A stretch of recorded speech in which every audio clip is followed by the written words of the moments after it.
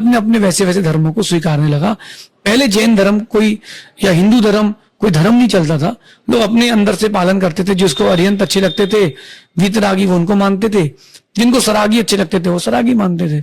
लेकिन ऐसा कुछ डिवाइडेशन नहीं था, ये कुछ दिनों के बाद से डिवाइडेशन। शुरुआत कैसे हुई? शुरुआत ऐसी होती ईगो से। शुरुआत होती ईगो से कि अगर इस मंदिर में किसी को अच्छे दर्शन करने नहीं मिलेंगे तो वो अपना मंदिर बना ले। बोले मेरे को नहीं आए दे रहे तो मैं अपना बनाऊंगा। तो शुरुआत होती है ईगो से। और एक बात और होती है कि व्यक्ति की जो हट होता है, अंदर का हट, कि मैं अब करके दिखाऊंगा, तो वो जो हट होता है वो व्यक्ति के डाइवर्जन का कारण बन जाता है। ये चीज है। सो इन शॉर्ट, अलग अलग लोगों ने अपने अपने हिसाब से, असूलियत के हिसाब से एक चीज फॉलो करना शुरू किया। हम और पीछे चलते हैं।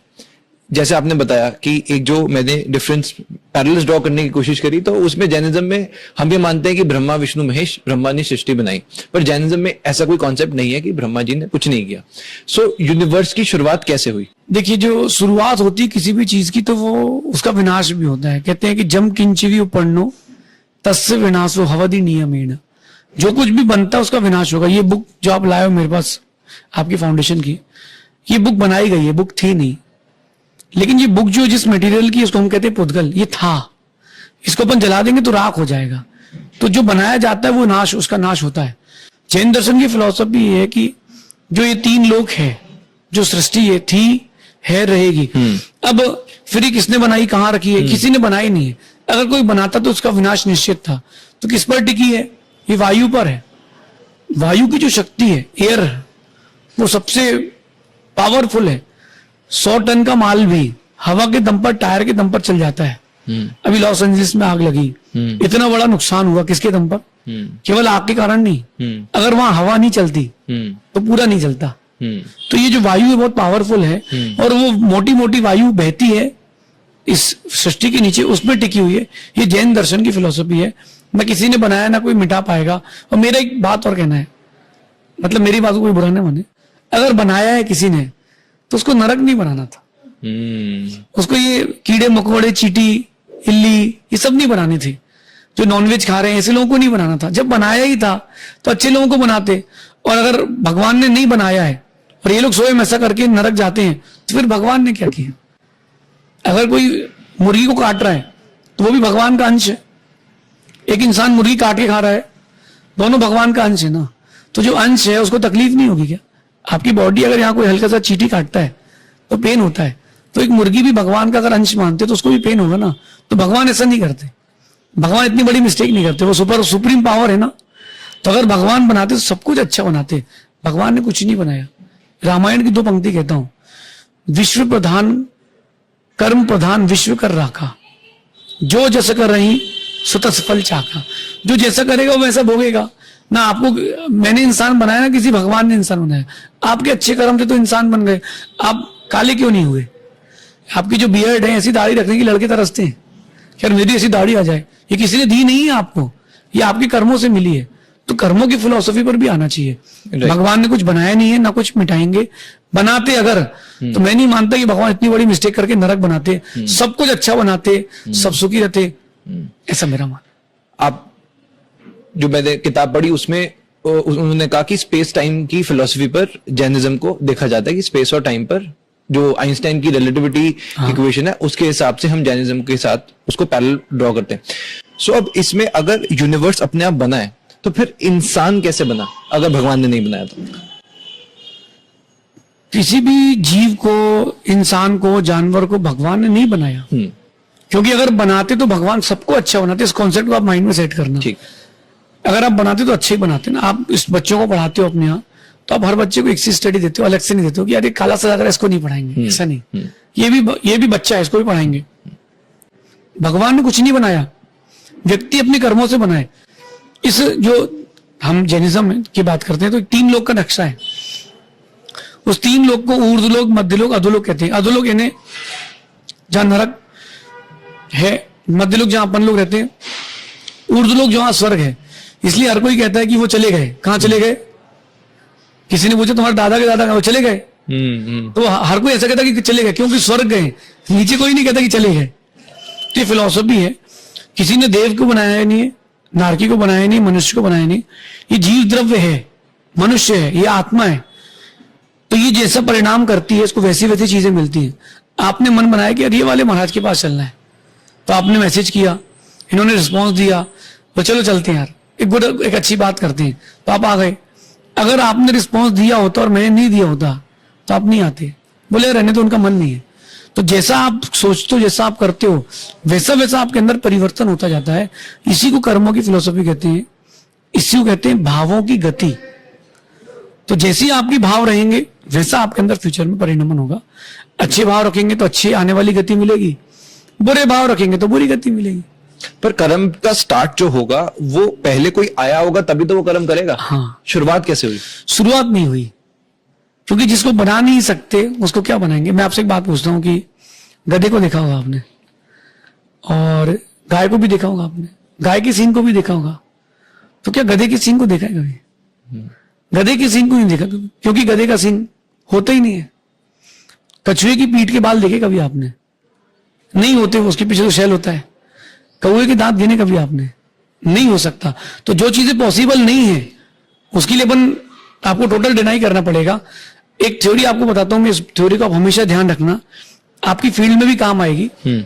जो कुछ भी बनता है वो एक दिन नष्ट होता है। मंदिर बना है, एक दिन गिरेगा।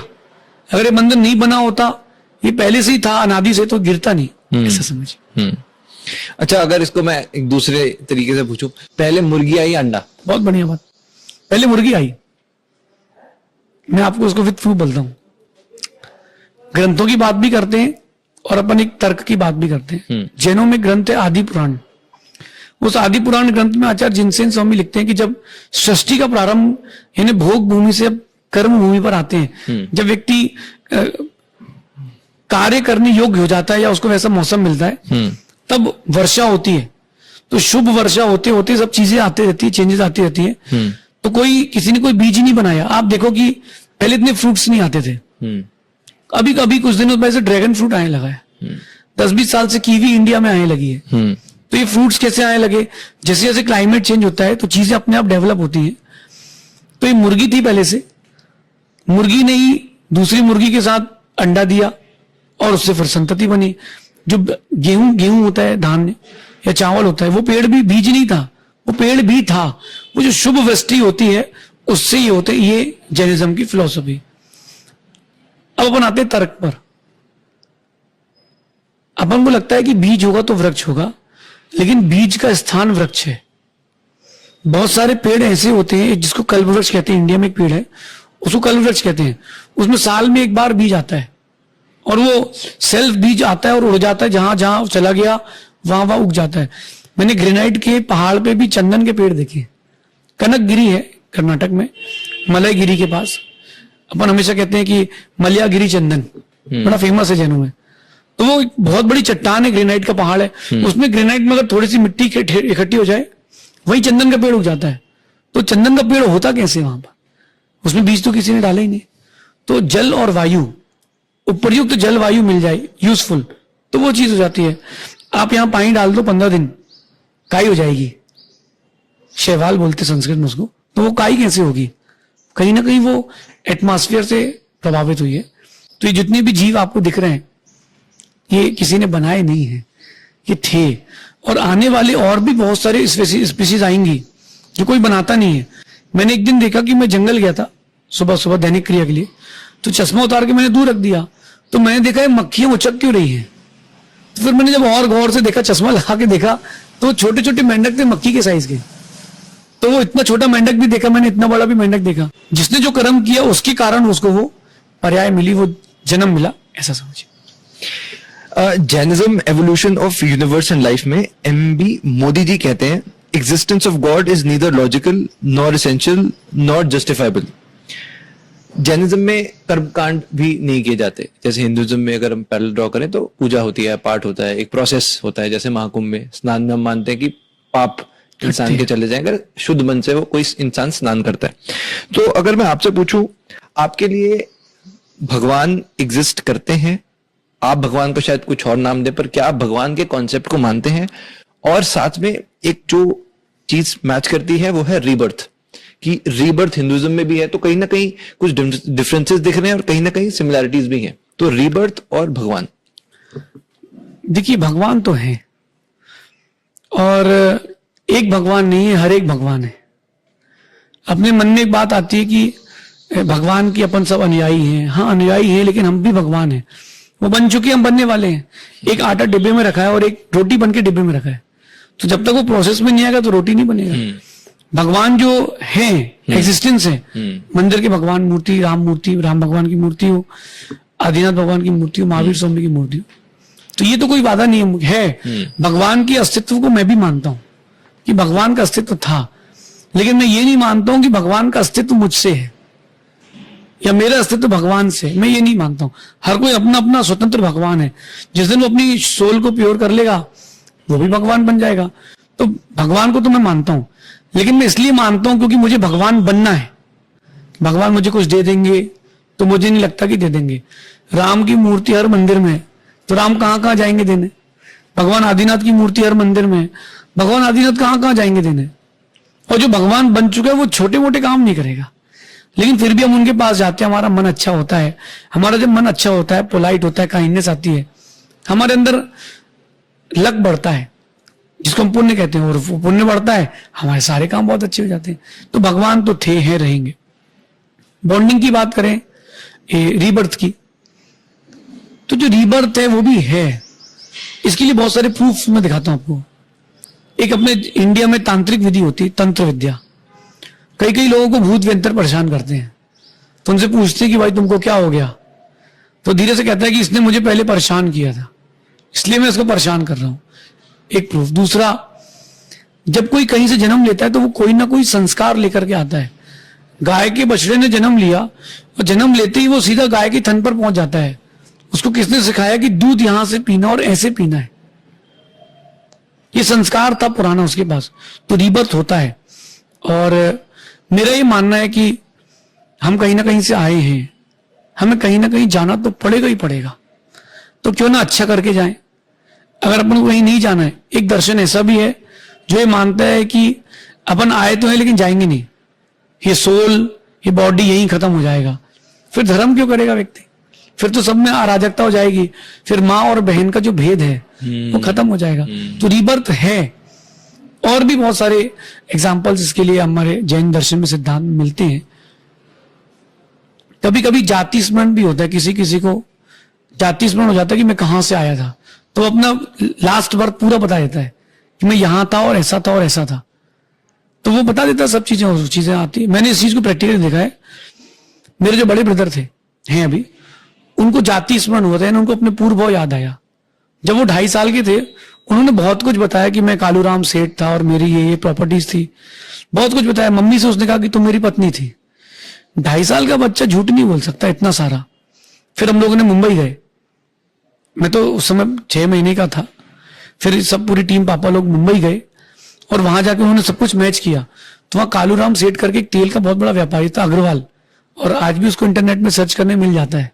तो 2.5 साल का बच्चा, मेरे आंखों देखी बात है, तो 2.5 साल का बच्चा ये सब नहीं बोल सकता कि माँ, अपनी माँ से कि तुम मेरी पत्नी थी। जब पूरी कैलकुलेशन की गई तो उसने सब कुछ बताया कि तुम चली गई थी, मेरी बहू ने बहुत सेवा करी, मेरे लाल रंग का फोन था, और भी बहुत सारी बातें उन्होंने बताई। ऐसे बहुत सारे लोगों के साथ होता है। तो जाति स्मरण भी होता है। इनसे मालूम चलता है कि पास्ट था। एक बच्चे ने जन्म लिया 15 फ्लोर की मल्टी में, टॉप फ्लोर में जन्म लिया अरबपति के यहाँ, और उसी मल्टी के ग्राउंड फ्लोर में झोपड़ी लगा के बैठा, उसके यहाँ बच्चे ने जन्म लिया। दोनों जगह बच्चों ने जन्म लिया है। तो एक लखपति, करोड़पति, अरबपति है, और एक के पास ठंडी के लिए भी कपड़े नहीं है। तो कुछ ना कुछ तो पहले का था। वही रीबर्थ के लिए है, प्रेजेंट, फ्यूचर एंड पास्ट। सो अगर हम डेथ को समझना चाहें जैन की फिलॉसफी से, तो एक इंसान की मृत्यु के बाद या उस वक्त क्या होता है? सिद्धांत के शब्दों में कहूं तो कुंदकुंद स्वामी कहते हैं आयु क्षीण मरणम, कि आयु का खत्म हो जाना मरण है। जितनी अपन आयु लेकर के आए हैं, आपकी भाषा में बात करें तो वैलिडिटी या मैच्योरिटी डेट, आपके पास एक एफडी है, उसकी मैच्योरिटी डेट 2025 है। मैच्योरिटी होती है वो एफडी खत्म, अब इंटरेस्ट नहीं आएगा। अगर आपने उस एफडी को रिन्यू नहीं कराया तो इंटरेस्ट नहीं आएगा, तो आपको मूल्य और जो इंटरेस्ट था पुराना वही मिलेगा। जैसे ही आयु खत्म हुई, अगला जन्म 3 बार ऐसा करेंगे आप, इतने में अगला जन्म हो जाएगा। कहीं ना कहीं व्यक्ति को जन्म लेना ही पड़ेगा, क्योंकि वो कहीं ना कहीं तो जाएगा ही जाएगा। तो आयु का क्षय हो जाना मरण है। इस बीच में मैंने बहुत अभ्यास किया मरने का, कि मुझे पता है कि मरेंगे तो तकलीफ तो हर किसी को होगी, और हर व्यक्ति को मरने से बड़ा डर लगता है, और मैं इसीलिए आया हूं कि मैं अच्छे से मर सकूं। तो कुछ भी नहीं होगा, आपकी सांसें रुक जाएंगी और नई सांसें चालू हो जाएंगी। हम कुछ पुराना लाए थे, कुछ घटाया, कुछ बढ़ाया, और अगले जन्म की यात्रा में फिर निकल जाएंगे। ये मरण है। सिर्फ आपकी सांसें रुकेंगी, शरीर यहीं रहेगा, आत्मा कहीं और किसी और शरीर में चली जाएगी, और वहां यहां जो कमाया था कर्म वो वहां आप साथ में कैरी ओवर करके ले जाओगे। बाकी सब यहीं रह जाएगा, जैसे आए थे वैसे चले जाओगे। आज आपके इतने फॉलोअर्स हैं, इतने लोग आपको सुनना चाहते हैं, आपके शरीर छोड़ने के बाद आप खुद को किस तरह से चाहते हो कि लोग रिमेम्बर करें, याद रखें आपको? मुझे पता है मुझे कोई याद नहीं रखेगा। एक लाइफ का बहुत बड़ा प्रैक्टिकल एस्पेक्ट है। जो आपका फॉलोअर होगा वो याद करेगा, उसके बाद उसकी जो बेटे होंगे या बच्चे होंगे, वो जो थोड़ी बहुत आपसे कनेक्ट होंगे वो याद करेंगे। मेरी उम्र मेरे जाने के बाद 50-60 साल से ज्यादा नहीं है। इसके बाद कोई नया आएगा जो मुझसे अच्छा कहेगा, और उसको फिर लोग फॉलो करेंगे, उसको आगे बढ़ाएंगे।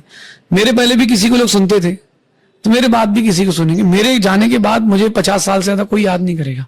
आप इतना अच्छा पॉडकास्ट कर रहे हो, आप किसी के लिए अच्छा काम कर रहे हो, आपके जाने के बाद कोई नया आएगा। तो ये चेंजेबल चीजें हैं। मैं बहुत प्रैक्टिकल हूं अपनी लाइफ में। मुझे पता है जब तक मैं हूं तब तक लोग मेरे हैं, और जब तक मेरा लक है, मेरा पुण्य है, मेरा भाग्य है, तब तक ये है। इसके बाद कोई नहीं रहेगा। 2018 के पहले तक लोग मुझे जानते ही नहीं थे। 2019-2020 तक भी कोई नहीं जानता था। 2022 तक भी मैं इतना फेमस नहीं था। अब इतनी 1-2 साल में मैं इतना फेमस हो गया हूं कि लोग मुझे पूछ के आते हैं। तो मुझे पता है कि जब तक मेरा लक है तब तक लोग मेरे साथ हैं। जिस दिन मेरा लक खत्म हो जाएगा उस दिन ये सब कोई नहीं रहेगा। जब तक बैटरी है तब तक कैमरा चलेगा, बैटरी खत्म, कैमरा खत्म। अब नया चार्ज करो, फिर नया जन्म मिलेगा। एक इवेंट हुआ जब हमने देखा कि भारत के प्रधानमंत्री श्री नरेंद्र मोदी जी, हमने देखा आचार्य विद्यासागर जी के पास वो दर्शन करने गए। तो उनके बारे में मैं थोड़ा देख रहा था, तो मैं काफी शॉकिंग भी लगा मुझे। प्लेन दाल और रोटी खाते थे, पानी भी दिन में शायद एक बार, नमक, शुगर, मिल्क, घी, फ्रूट्स कुछ नहीं लेना। एक जिस तरह आप बैठे एक वुडन के ही उस पर उन्होंने सोना, जहां भी जाना। और मैं देखा कि स्टेट्स, जैसे हम तो ऐसे जाना है बहुत कन्वीनियंस अपना देखते हैं, मैं देखा कि वो तो पैदल ही सभी जगह जाते थे। चाहे एक स्टेट से दूसरी स्टेट जाना, वो फिर भी पैदल ही जाएंगे। मैं आपको भी देख रहा हूं, जैसे आपने भी कोई कपड़े नहीं धारण किए हुए। तो इतनी तपस्या के पीछे की वजह क्या है, और ये लाइफस्टाइल क्यों? देखिए, जो चर्या आचार्य विद्यासागर जी महाराज की थी, वही चर्या हर दिगंबर मुनि पालता है। उनका पुण्य अलग था, वही पुण्य उनके लिए विश्व के लिए अलग एक आइकन बना के गया। उन्होंने बहुत सारे जीवों का उद्धार किया, उनको दीक्षा दी, संस्कार दिए, उपदेश दिया। और वो, मेरा ये मानना है कि अगर वो इस भारत पर नहीं होते आज, तो इतने सारे जैन मुनि भी नहीं होते आज। उनकी तपस्या बहुत कठिन रही। और आपको लग रहा होगा कि मैं बिना कपड़े की हूं, मुझे कभी फील नहीं होगा मैं बिना कपड़े की हूं। मुझे एक बात लगती है कि मैं संयम की चादर ओढ़ के चलता हूं, तो मुझे कभी इस बात की फील नहीं होती। हमारे यहाँ पे भी फीमेल्स आते हैं, दर्शन करते हैं, जाते हैं, लेकिन मुझे कभी ऐसी फीलिंग्स ही नहीं आती, क्योंकि मुझे पता है कि ये मेरा क्राइटेरिया ही नहीं।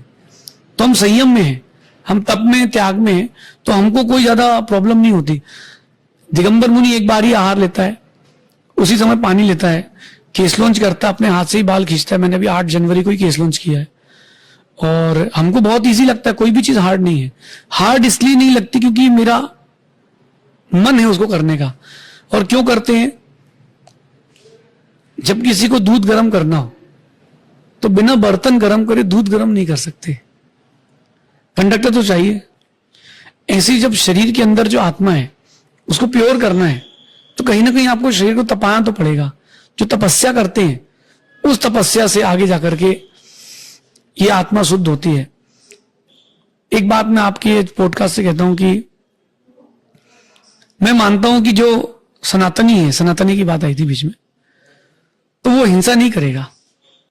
एक व्यक्ति बकरा काट के खा रहा है, उसको आप कहोगे सनातनी नहीं है, और एक व्यक्ति बकरा काट के चढ़ा रहा है, तो उसको हम सनातनी कैसे कह सकते हैं? दोनों तो बात एक ही हो गई ना।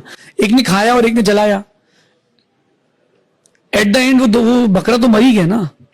तो अपन को ये बात समझना चाहिए, तपस्या जो हम कर रहे हैं वो हमारी स्वतंत्र है, उसका बाहर के लोगों से, बाहर की चीजों से कोई संबंध या कोई संपर्क नहीं है। हम तपस्या अपनी आत्मा को शुद्ध करने के लिए कर रहे हैं, और वो बिना, वो शरीर के अंदर आत्मा है, तो बिना शरीर को तपाए और आत्मा को हम प्योर नहीं कर सकते। तो इसलिए शरीर की तपस्या जरूरी है। और मैं कपड़े नहीं पहनता हूँ, बहुत रिलैक्स फील करता हूँ। आप जीन्स पहनो तो आपको चेंजेस करना पड़ेंगे बार बार अपनी पोजीशन पे, मुझे कोई दिक्कत नहीं होती। रही बात ठंडी गर्मी की, तो ठंडी गर्मी उसको लगती है जिसको लगती है। जितने कपड़े उतनी ठंड, नहीं हो कपड़े नहीं हो ठंड। महाराज जी, एक दिल्ली में केस हुआ था, मैं दिल्ली से हूँ। वहां पे क्या हुआ था, एक लड़की थी और मेट्रो में ये केस हुआ था कि उसके बहुत ही छोटे कपड़े थे। तो उसके बाद लोगों ने एक सवाल उठाया कि जब आप समाज में जा रहे हैं तो क्योंकि समाज, आप अपने लिए, और लड़की ने बोला कि ये तो मेरे कपड़े हैं, माई चॉइस, माई फ्रीडम।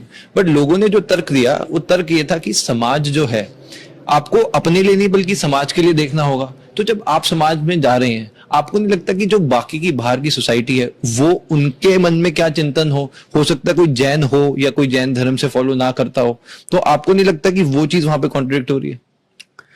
देखिए कि इस चीज को अपन थोड़ा वाइडली लेते हैं।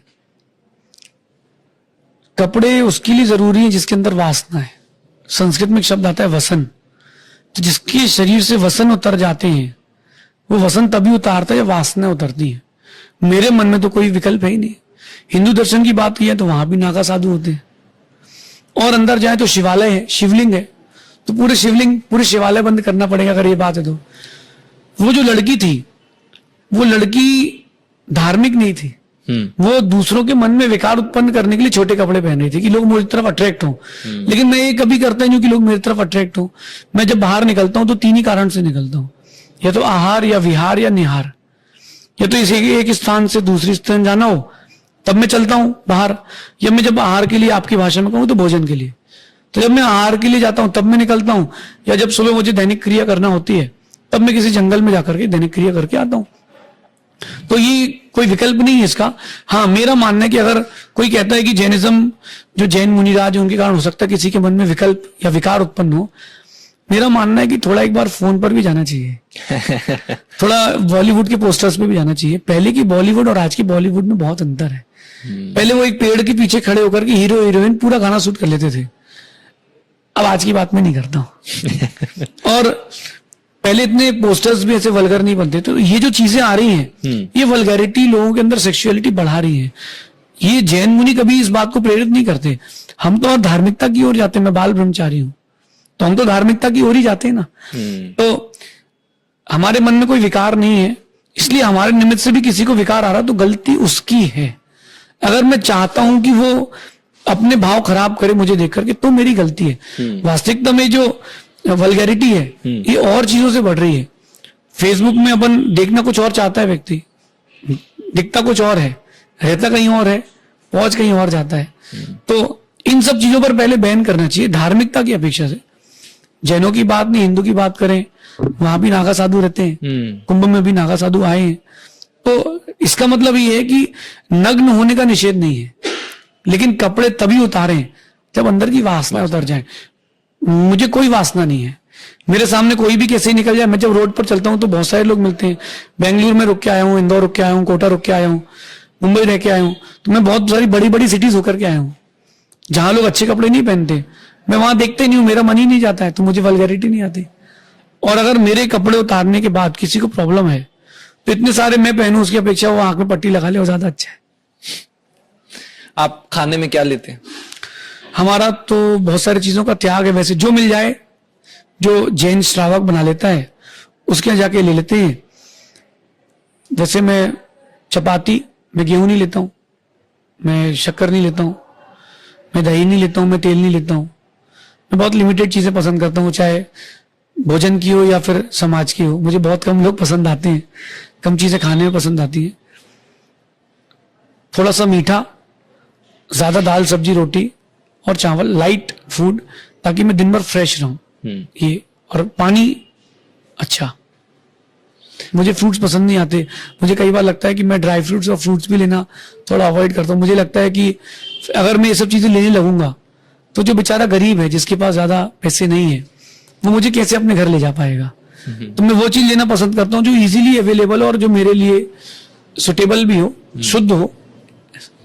मैंने ये कहीं पढ़ा था कि जैनिज्म में एक फिलॉसफी दी जाती है कि सनसेट के बाद खाना नहीं खाना चाहिए, क्योंकि अब जाके काफी लोग, अगर आप डाइटिशियंस के पास जाएंगे, वो कहते हैं कि खाना तो भाई 6-7 बजे से पहले खा लो। चाइना में भी लोग ये फॉलो करते हैं और जैनिज्म में कई सालों से चलता आ रहा है। तो इसकी वजह क्या है? व्यक्ति को सोने के कम से कम 3-4 घंटे पहले भोजन कर लेना चाहिए। ये अपनी मशीन है, इस मशीन पर आपको एक ढंग से काम देना चाहिए। चक्की एक जहां पर, जिसमें अपन गेहूं डाल के पीसते हैं, तो समझदार मां क्या करती, पहले पूरा गड्ढा भर लेती है। इसके बाद जब वो खाली हो जाता है चक्की का हिस्सा, फिर दोबारा भरती। बीच में चक्की कई बार खाली भी छोड़ना चाहिए ताकि मशीन को रिलैक्स मिले। अब सिर्फ खाते जाओगे रखते जाओगे तो उसको रिलैक्स कब मिलेगा? ये अंदर की रिलैक्स की बात है। रात्रि का समय, जैन दर्शन कहता है कि रात्रि के समय छोटे छोटे कीड़ों की उत्पत्ति होती है, जो दिखते नहीं लेकिन होते हैं। सुई की नोक बराबर भी उड़ने वाले कीड़े हैं। और अब तो साइंस कह रहा है कि कोरोना के वायरस में करोड़ों जीव थे। तो रात्रि के समय भोजन करने वाला वो सब कुछ खा लेता है जो उसने कभी सोचा नहीं था। तो रात्रि में भोजन करने से बहुत सारा पाप होता है। रात्रि में भोजन करा व्यक्ति ने 10-11 बजे, वो खा के सो गया। अब वो जो अंदर चीजें सब इकट्ठी हुई हैं वो पचेगी कब? तो पहले भोजन करने से ज्यादा अच्छा रहता है। और मैंने डेंटिस्ट से पूछा कि मैं ब्रश भी नहीं करता हूँ। हमारा ब्रश करने का भी त्याग है। अच्छा, थोड़ा ऑफवर्ड लग रहा होगा आपको, लेकिन मैं ब्रश भी नहीं करता हूँ। येलो टीथ है मेरे, लेकिन मेरे दांत में कोई तकलीफ नहीं है। तो मेरे मुंह से बदबू भी नहीं आती, कभी नहीं आती बदबू। तो मैंने उससे पूछा डेंटिस्ट से कि भाई मेरे दांत खराब तो नहीं हो जाएंगे, मैं ब्रश ही नहीं करता हूँ। तो वो डेंटिस्ट ने बहुत अच्छी बात बताई, जो लोग बार बार खाते हैं उनके दांत खराब होंगे, क्योंकि उनकी मशीन यूज हो रही है। आपकी तो एक ही बार यूज हुई आधा घंटे के लिए, और मैं कुल्ला करके आता हूं, तो कुल्ला करने से जो जो फंसा था वो निकल जाता है, तो ना बदबू आती ना कोई प्रॉब्लम होती है। रही बात दांत पीले की, तो जो लोग मुझे पसंद करते हो दिल से पसंद करते, दांतों से क्या होता है। Very nice. वेजिटेबल्स नहीं खाते, जो रूट्स वाली वेजिटेबल्स होती हैं, अनियन, कैरेट, पोटैटो, आलू वगैरह, आप नहीं खाते? क्यों? इसलिए नहीं खाते क्योंकि इसमें नहीं दिखने वाले जीव बहुत ज्यादा हैं। एक बात देखना, आपकी जो चीज दिख रही है दुनिया आपको, ये बहुत कम है। जो नहीं दिख रही है वो दुनिया बहुत ज्यादा है। अभी आपके और मेरे बीच में बहुत सारी रेजेस निकल रही हैं। ये लोग यहाँ बैठे, इनके फोन्स में रेजेस आ रही होगी, नेटवर्क आ रहे होंगे, आपको दिख नहीं रहा है। ऐसी जो जीव राशि है जंतु, वो भी बहुत ज्यादा है, लेकिन वो अपन को दिख नहीं रहे। पोटैटो में तो मैं आपसे कहता हूं कि पोटैटो को आप कभी सुई की नोक में एक बार पोटैटो लें, सुई की नोक में, और उस पोटैटो को आप स्लाइड में रख के देखें, आपको बोलोगे ये है क्या? अनियन के एक छिलके को आप कभी स्लाइड में रख के माइक्रोस्कोप में देखें, आप बोलेंगे इसमें है क्या? क्योंकि उनकी उत्पत्ति का, यानी उनका उत्पन्न होने का निमित्त ही हिंसा है। तो उसमें बहुत हिंसा होती है, इसलिए नहीं लेते। दूसरी चीज, जैसे धनिया पत्ती है या पालक की भाजी है, ये जब पालक की भाजी निकालते हैं तो पूरा एक वृक्ष, एक पेड़ पूरा मरता है। तो उसकी अपेक्षा जो लौकी है, उसको लौकी को तोड़ के ले लिया तो पेड़ को कुछ नहीं हुआ, पेड़ का केवल फल निकला है। तो जैन वो प्रेफर करते हैं। और मैं आपके पीछे देख रहा हूँ एक मोरपंख का गुच्छा है, और कमंडल भी आप रखते हैं साथ में। क्या इसके पीछे? ये जो पीछे है, ये हमारे संयम का उपकरण है। संयम का उपकरण यानी कि जीवों की रक्षा के लिए। कुछ भी लूंगा या फिर मैं उठाऊंगा तो पहले इससे मार्जिन करूंगा, ये बहुत सॉफ्ट होती है, तो इससे मार्जिन करके उठाते, तो जो दिखता नहीं है जीव, उसकी भी रक्षा हो जाएगी। सेकेंड चीज, जो मेरे पास कमंडलू है, उससे मैं अपने हाथ आदि की शुद्धि करता हूं। मैं जब भी जैन ग्रंथ, धार्मिक रिलीजियस ग्रंथ छूता हूं तो इन हाथों से नहीं छूता, पहले मैं हाथ धोता हूं, फिर मैं उस ग्रंथ को छूता हूं। कहीं लघु शंका के लिए गए और शुद्धि के लिए भी गए, तो उसके बाद पानी तो चाहिए शुद्धि के लिए, तो उस कमंडलू के पानी से शुद्धि करते हैं। सुबह सुबह श्रावक वो भर देता है, शाम तक खाली हो जाता है, शाम को फिर भर देता है। तो उससे हम अपना हाथ वगैरह धो करके, जिससे मेरी शरीर की शुद्धि बनी रहे बाहर की, इसके लिए उसका प्रयोग करते हैं। व्हाइट कलर से क्या ऑब्सेशन है? मुझे नहीं, मैं जितना जैन टेम्पल देखा है हर जगह व्हाइट, और जो इवन जो मुनि है मैं कई को देखा है जो व्हाइट कपड़े ही डालते हैं, तो व्हाइट कलर ही क्यों? वास्तु की बात की जाए तो वास्तु में कहते हैं कि जो टेम्पल का इनर एरिया होता है उसको एकदम व्हाइट रखना चाहिए। जहां पर भगवान विराजमान होते हैं उसको वेदी कहते हैं। उस वेदी पर भी व्हाइट स्टोन होना चाहिए। भगवान की प्रतिमा काली भी चल सकती है, सफेद भी चल सकती है, किसी भी पत्थर की बन सकती है, लेकिन जिस पर भगवान जहां पर होते हैं वो सफेद हो। सफेद रंग जो होता है वो थोड़ा सा ब्राइटनेस देता है, व्यक्ति को शांति देता है। बाकी जो रंग होते हैं वो व्यक्ति को डिस्ट्रैक्शन करते हैं। जितना जितना व्हाइट का प्रयोग करते हैं उतना उतना शांति का आनंद आता, अनुभव होता है। तो व्हाइट कलर का ज्यादातर ये प्रयोग करते हैं।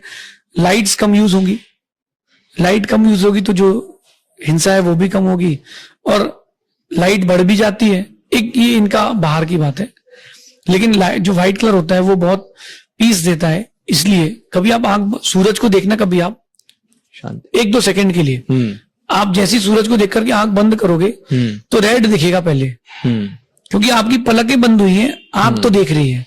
फिर रेड के बाद ब्लैक दिखेगा, और अगर आप ध्यान करते होंगे तो थोड़ी देर बाद वो व्हाइट होगा। तो व्हाइट प्योरिटी का प्रतीक है। राइट। हर चीज के एक जैसे प्रोज और कॉन्स होते हैं, उसी तरह हर धर्म के कुछ लोग मानने वाले होंगे और कुछ ऐसे भी लोग होते हैं जो कि उसको अपोज करते हैं। तो क्योंकि आज हमने काफी चीजों को समझा, जैन फिलॉसफी के बारे में जानने की कोशिश करी, तो मैं, क्योंकि आपको इतने लोग सुनते हैं, मैं चाहता हूं आप उन चीजों का भी जवाब दें जो कि एक जैनिज्म के बिल्कुल कॉन्ट्ररी लोग सामने रखते हैं। बिल्कुल। ओशो के बारे में जब मैंने देखा तो वो भी एक जैन है, एक दिगंबर फैमिली से बिलोंग करते हैं। उनका पूरा बचपन ओशो, क्योंकि उनका परिवार ओशो था, तो उनकी फिलॉसफी, जो उनकी टीचिंग्स रही, वो जैनिज्म से प्रभावित थी। उन्होंने भी कहा कि except Mahavir nobody has become enlightened on amavasya. तो उन्होंने काफी तारीफ करी। एक तरफ उनका देखा जाता है, जब अर्ली जो उनकी टीचिंग्स थी, जो उनका पहला प्रवचन भी था, उसमें भी उन्होंने जैनिज्म की काफी तारीफ करी। पर उसके बाद 3 सवाल हैं, तो मैं पहले वो सवाल बताता हूं, फिर आप बताइए। तो सबसे पहला सवाल जो ओशो कहते हैं, वो बोलते जैनिज्म इतने साल पुराना एक रिलीजन है, जैसे जो मोहनजोदारो का एग्जांपल दिया, 7,000 साल 10,000 साल पहले, तो फिर भी आज तक जैनिज्म इतना बढ़ क्यों नहीं पाया? आज भी 50 से 60 लाख लोग ही हैं जो जैनिज्म को फॉलो करते हैं। इतनी देर से, इतने कई सौ हजारों साल हो गए, ऐसा क्या है कि लोगों ने जैनिज्म को क्यों फॉलो नहीं किया? एक एक करके बताता हूँ। ठीक है। जो रजनीश नाम था उनका, ओशो तो बाद में उनका निकनेम हुआ। जो हमारा नेटिव था, हमारा घर था, उससे लगभग 13-14 मकान छोड़ करके वो रहते थे जबलपुर में। और एक बोर्डिंग स्कूल है, जैन बोर्डिंग स्कूल, वहां पढ़ाते थे। और गाडरवारा के उनका जन्म था, लेकिन उन्होंने बहुत स्टडीज करी और त्राटक ध्यान उनको बहुत पसंद था। तो उससे त्राटक ध्यान करने से उनके अंदर एक अट्रैक्शन पावर थी। उनका मानना, उन्होंने बहुत सारे दर्शन को पढ़ा और उन्होंने अपने स्वयं का स्वतंत्र निचोड़ दिया।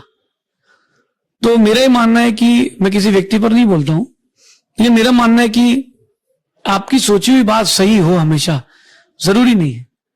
मैंने भी उनके प्रवचन सुने, लेकिन मुझे थोड़ा थोड़ा कई बार डिप्लोमेटिक भी लगी चीजें। जैसे कि मैंने उनका प्रवचन सुना कि तुम डरते हो अपने गुरु से, इसलिए आगे नहीं बढ़ पा रहे हो। तुम डरते हो परमात्मा से, तुम्हारे अंदर डर है, इसलिए तुमको डर लगता है कहीं पाप ना हो जाए, इसलिए तुम थोड़ा पीछे हो जाते हो। फिर थोड़ी देर बाद उन्होंने 15 मिनट बाद उसी प्रवचन में कहा कि अगर गुरु नहीं है तुम्हारे पास तो तुमको रास्ता कौन दिखाएगा। तो अपनी बात को उन्होंने पहले प्रूव किया, फिर अपनी बात को उन्होंने काटा। ये मैंने एक बार उनका प्रवचन 10-15 मिनट का था, रास्ते में सुना था। तो ये चीज है, ओशो ने जो बहुत सारी बातें कही हैं उस पर भी मैं बात करूंगा कि जैनिज्म पर बोलना बहुत सरल है, लेकिन जैनिज्म को समझना बहुत कठिन है। बहुत विस्तार से है, बहुत बड़ा है, और इसका जो क्रिया पक्ष है, क्रिया यानी करने का, त्याग का पक्ष, वो बहुत कठिन है। जैन मुनि बहुत कम क्यों है? कम इसीलिए क्योंकि बहुत कठिन चर्या है। मैं बोलूंगा कि अगर कपड़े उतार करके भी कोई जिंदगी भर रह ले तो भी मैं उसको मान जाऊंगा। जितनी बार खाना है खा ले। एक छोटे से बच्चे की 3 साल के बच्चे की आप उसका चड्डी खींचना, ऊपर वापस खींच लेगा, बोले क्या कर रहे हो भैया, अंकल आप ऐसा नहीं करिए। तो फिर इतनी 20 साल 25 साल 30 साल की उम्र में कपड़े उतार के चलना, जब विषय वासना सताती है, वो बहुत वीरता का काम है। इसको मानने वाले कम इसलिए हैं क्योंकि अब लोगों के अंदर उतनी प्योरिटी नहीं बची। व्यक्ति मनी माइंडेड हो गया है, रिलीजियस नहीं बचा। जैनों की बात भी करूं मैं, जैनों में क्या है कि इंडियन गवर्नमेंट सोचती है कि 50-60 लाख है, लेकिन मेरा मानना है कि अभी भी 3-4 करोड़ तो निकलेंगे, क्योंकि जैनों में बहुत सारे गोत्र चलते हैं, पीछे जो लगाते हैं अपन सरनेम, तो बहुत सारे चलते हैं। गुप्ता भी जैन मिलते हैं, अग्रवाल भी जैन मिलते हैं, हमको नेमा भी जैन मिलते हैं, बोरा भी जैन है। तो जैनों में कास्ट अभी वर्तमान में है, एग्जिस्टिंग है। तो ये जो इनकी काउंटिंग हिंदू दर्शन में हो जाती है, तो जैनों की जो एग्जैक्टली गणना है वो वही नहीं है। इस बार मैं सोच रहा हूँ कि इस बार जरूर जैनों की गणना अलग से करवाना चाहिए, ये जैन लोगों को मिलकर के। कभी भी किसी भी परिस्थिति में जो जैनिज्म की बात करते हैं, अपन कम मानने वाले इसलिए रहते हैं क्योंकि व्यक्ति अपने हिसाब से धर्म करना चाहता है, बहुत इजीली चाहता है कि वो धर्मात्मा का टैग भी लग जाए और धर्म भी हो जाए, तो व्यक्ति उस ओर जाते, इसलिए मानने वाले कम है। इस बात को संस्कृत में एक श्लोक में कहा है कि काला कलिर्वा कलुषा शयोवा श्रोतुर प्रवक्तुर वचनान योवा तच्छा सनेकाधिपतित्व लक्ष्मी प्रभुत्व शक्ति रपवाद है। तो ये एक युक्त्यानुशासन ग्रंथ है, उसकी एक पंक्ति है कि भगवान से पूछते हैं आचार्य भगवान कि आपके को मानने वाले कम क्यों हैं। भगवान कहते हैं कली काल है और लोगों के आशय भी काले हैं। वक्ता अपने मन का कहना चाहता है, श्रोता अपने मन का सुनना चाहता है, तो वो बहुत कठिन हो जाता है इस बीच में सत्य का प्रतिपादन करना। एक लाइन में बोलता हूं कि हीरे की कीमत जौहरी को होती है, सुनार को नहीं होती, और हीरा खरीदने की ताकत भी हर किसी की नहीं होती, क्योंकि बहुत कठिन है। आपको जब प्यास लगती है आप पानी पी लेते हो, जब भूख लगती है तो आप कुछ खा लेते हो। अगर अभी बीच में कट होता तो आप पानी पी लेते, कहीं और होते कॉफी पी लेते, तो यहां कुछ मिलेगा ही नहीं तो यहां कोई ऑप्शन ही नहीं है। तो ये बहुत कठिन पक्ष है, तो इसको लाइफ टाइम के लिए लेना, एक दिन के लिए लेना है। No doubt. मैंने जीवन भर के लिए नियम लिया कि मैं एक ही बार भोजन पानी लूंगा, वो भी खड़े होके। उसमें भी अगर बाल या कोई चींटी या कोई मरा हुआ जीव आ गया तो मैं वहीं आहार छोड़ करके कुल्ला करके आ जाऊंगा, अगले दिन लूंगा, भले ही टेम्परेचर कितना भी क्यों ना हो। 50 डिग्री में टेम्परेचर में चलना नंगे पैर, जब डामल पिघल जाए रोड पे, बहुत टफ हो जाता है। लेकिन टफ उसके लिए होता है जिसको वैराग्य नहीं है। मैंने 55 डिग्री में भी बिहार किया है और 0 डिग्री में भी बिहार किया है। अभी ठंड का मौसम है तो ये जो चिटाई है, मैं उसमें चिटाई लेता हूँ, ये बैम्बू की चिटाई है, मैं इसको लेता हूँ, उठता हूँ, रात को सो जाता हूँ इसी तखत पर, सुबह उठ जाता हूँ 2 बजे से। तो चर्या बड़ी कठिन है, ये बात। ओशो का दूसरे सवाल पे आते हैं। तो ओशो ने जो दूसरा सवाल उठाया कि जैनिज्म में इतना पुराना धर्म है तो अभी तक कोई नोबेल प्राइज विनर क्यों नहीं है। Contributions to art, music, maths, contribution to the world, Jainism का क्या है। देखिए कॉन्ट्रीब्यूशन तो ऐसा है कि पूरे भारत को जो 0 दिया है वो जैनिज्म ने दिया है। अभी इस पर बहुत बड़ी डिबेट चल रही है कि 0 किसने दिया है, तो आर्यभट्ट जैन थे, तो जैनिज्म ने 0 दिया है। आचार्य यति ऋषभ हुए 2000 साल पहले, उन्होंने ग्रंथ लिखा तिलोय परिणति, ये साइंटिफिकली भी प्रूव्ड है। तो उन्होंने उस समय 0 दिया कि 0 से ही काम बनता है। आपको एक बात बताता हूं, मैथमेटिक्स में ट्रायंगल का वॉल्यूम निकाल लेते हो, स्क्वायर का वॉल्यूम निकाल लेते हो, शंख का वॉल्यूम निकालना हो तो कोई फॉर्मूला नहीं है। जैनिज्म के पास इसका भी फॉर्मूला है। तो जैनिज्म ने बहुत कुछ दिया है, लेकिन नोबेल पुरस्कार की बात की जाए तो मैं मानता हूं कि जैनों ने वहां उस तरफ सोचा ही नहीं है। मैंने भी कभी नहीं सोचा कि मुझे पुरस्कार मिल जाए या ये वो मिल जाए या डीलेट की उपाधि मिल जाए, मैंने कभी नहीं सोचा। हमको अपना काम करना है, और जैन लोगों ने कभी अपना मन बनाया ही नहीं है। हमारी डाइट वेजिटेरियन है, इवन मैं खुद जैसे एक वेजिटेरियन हूं, और एक सर्वे हुआ था जिसमें पाया गया कि 98% से ज्यादा जो लोग जैनिज्म को फॉलो करते हैं वो एक वेजिटेरियन डाइट को परस्यू करते हैं, शाकाहारी भोजन लेते हैं। तो ओशो इसमें कहते हैं कि जो वेजिटेरियन डाइट है वो इनकम्प्लीट है। वो कहते हैं उसके अंदर विटामिन्स नहीं है।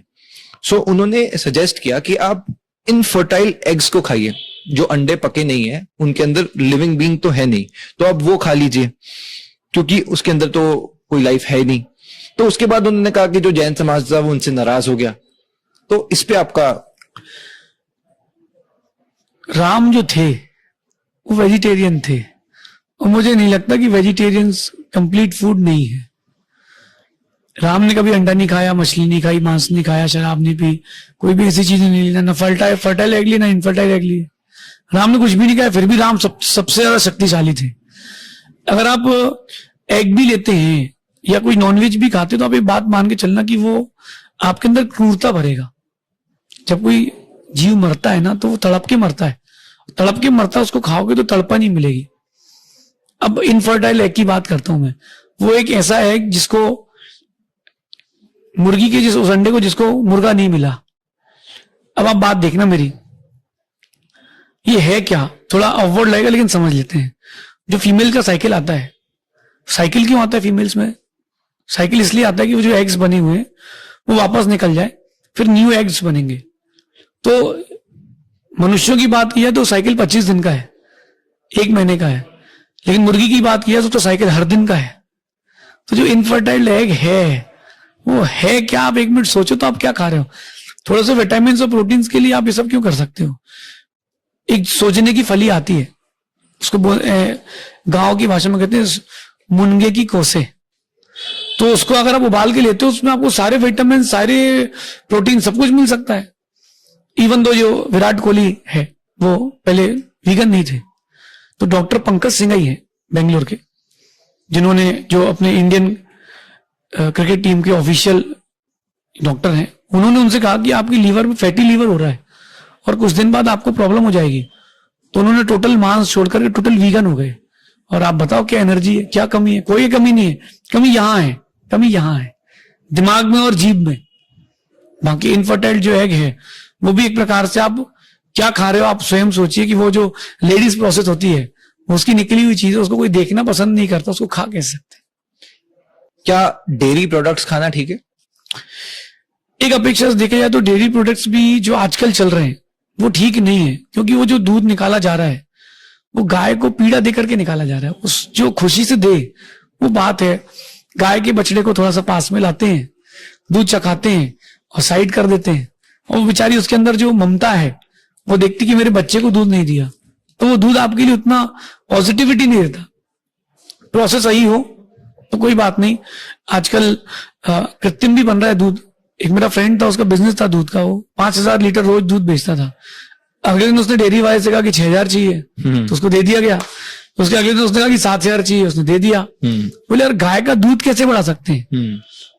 पेड़ तोड़ने के अपन उगा लेंगे। बोले सर आपको जितना चाहिए उतना मिलेगा, सब टेक्निक है। तो डेयरी प्रोडक्ट से भी थोड़ा बचना चाहिए।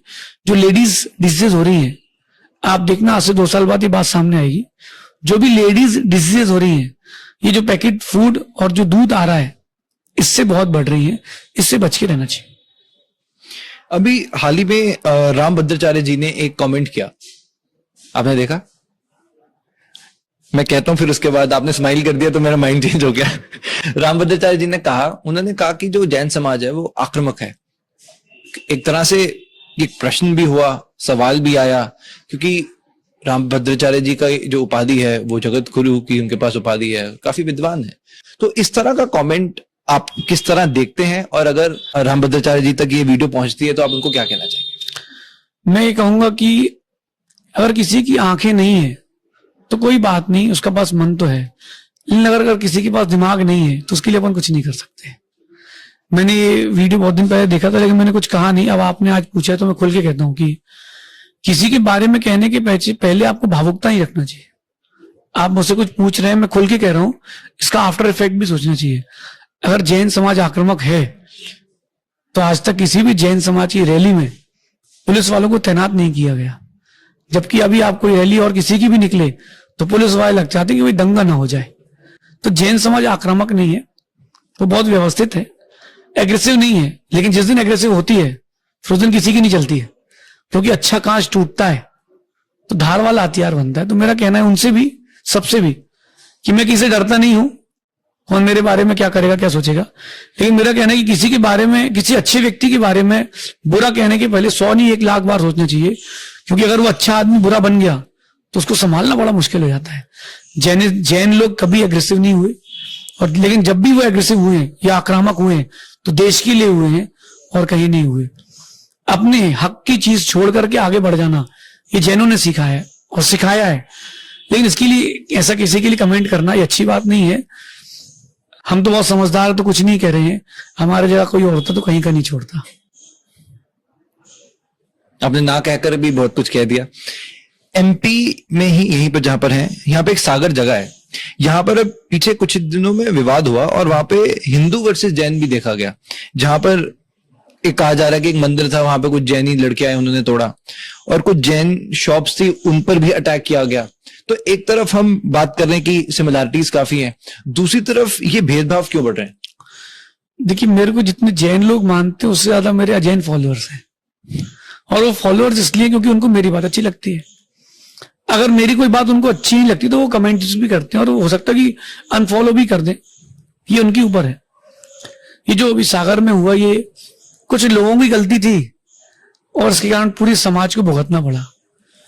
वहां पर बात चल रही थी कि चलो इजीली सब शॉर्ट आउट हो जाएगा, सब कोऑपरेटिव थे, लेकिन कुछ लोग रहते हैं कि मैं करके दिखाऊंगा, वो नेता बनने का शौक रहता है ना किसी को, तो ऐसे लोग जाकर के वो थोड़ा काम बिगाड़ आए।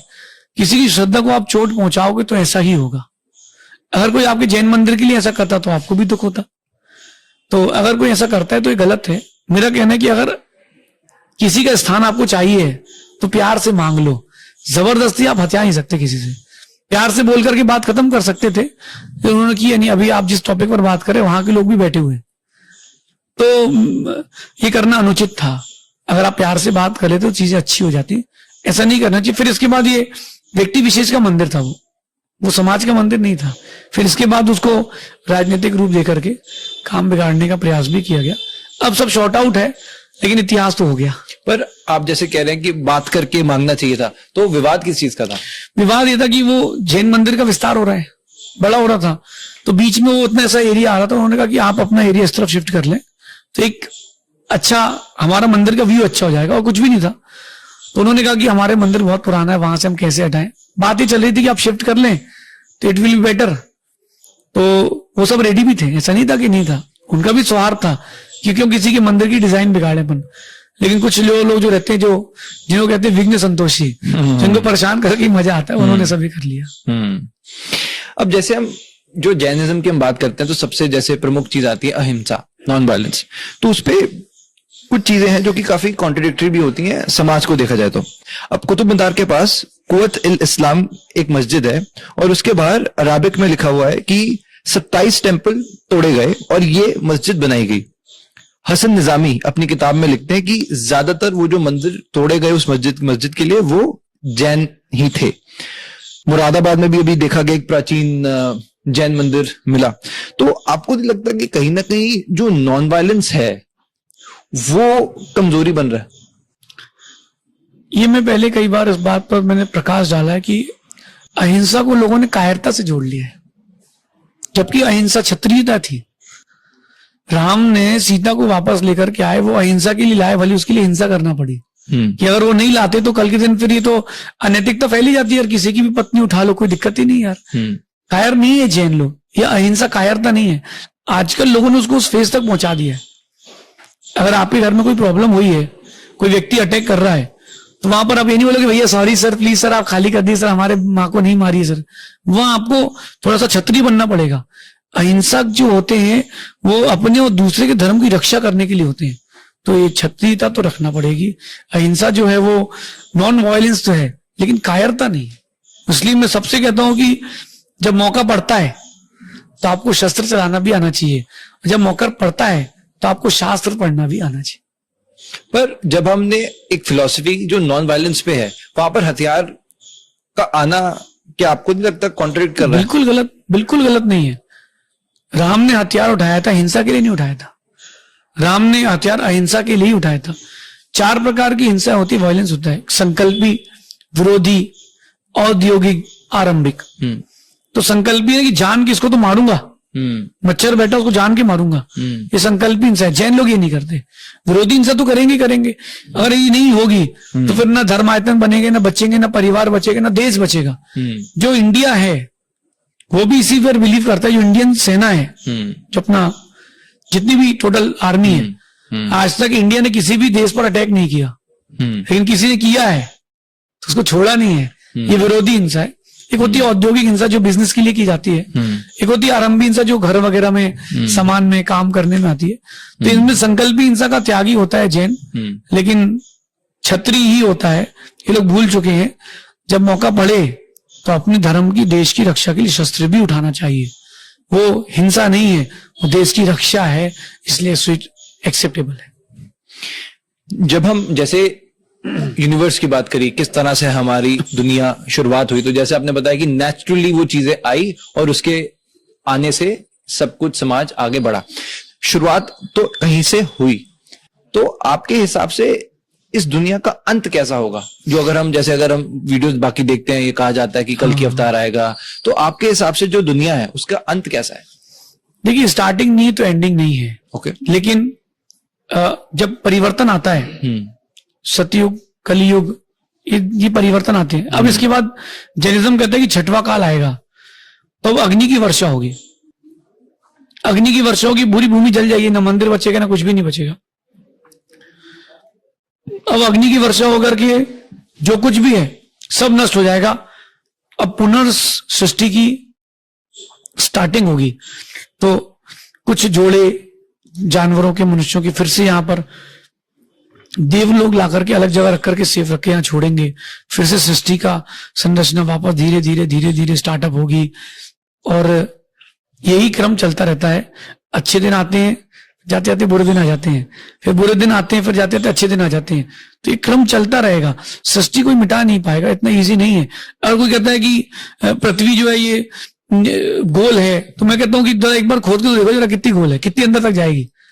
तो बहुत सारी चीजें जो होती है वो समझ में आएगी। 16वीं शताब्दी तक के जो वैज्ञानिक थे वो इस बात को प्रूव करते थे कि जैनिज्म की जो थ्योरी है जियोग्राफी की, वो परफेक्ट है। आपने भी पीछे कहा कि आप प्रायश्चित भी करते हो, कैसे करते हो? देखिए, प्रायश्चित के दो तरीके होते हैं।